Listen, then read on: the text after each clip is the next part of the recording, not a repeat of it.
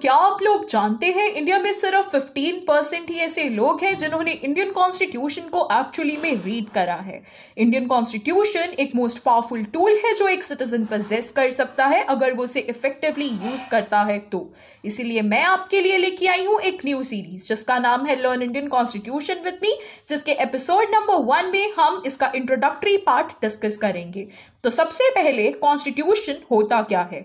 Constitution होता है basic principles और लॉज एक नेशन के जिन्हें वो नेशन प्रॉपरली फॉलो करता है। उसके बाद हम डिस्कस करेंगे एक बहुत इंपॉर्टेंट डे को, दैट इज 26 जनवरी 1950। इस दिन को रेड लेटर डे के नाम से जाना जाता है।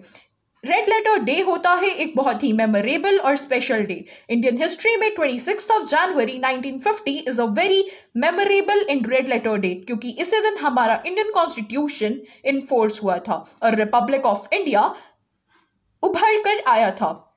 अब हम डिस्कस करेंगे आखिर इंडियन कॉन्स्टिट्यूशन को बनाया किसने, इंडियन कॉन्स्टिट्यूशन के फ्रेमर्स कौन हैं। तो इंडियन कॉन्स्टिट्यूशन को बनाया था कॉन्स्टिट्यूएंट असेंबली ऑफ इंडिया ने, जिसके प्रेसिडेंट थे डॉक्टर राजेंद्र प्रसाद।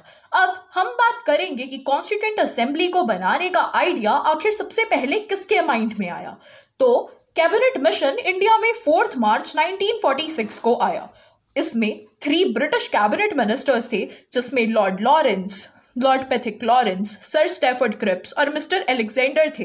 इन्होंने कुछ प्रपोजल्स रखे। इन्होंने बोला कि अब इंडिया यूनियन ऑफ इंडिया होगा, जिसमें ब्रिटिश इंडिया और प्रिंसली स्टेट्स होंगे। इन्होंने बोला कि सुप्रीमेसी जो थी क्राउन की अब वो खत्म हो जाएगी, अब ब्रिटिश राज खत्म हो जाएगा। उन्होंने बोला कि अगर तुम्हें अपनी इंडिपेंडेंट नेशन के लिए एक नया कॉन्स्टिट्यूशन बनाना है तो कॉन्स्टिट्यूएंट असेंबली को इलेक्ट करो, उनकी इलेक्शंस करो। उन्होंने बोला कि एक नई इंटरिम गवर्नमेंट को सेटअप करो जिसको मेजरली जो मेजर पॉलिटिकल पार्टीज हैं वो सपोर्ट करती हों। इंटरिम का मतलब होता है एक टेम्पररी गवर्नमेंट, और ये प्रपोजल्स को एक्सेप्ट करा गया था।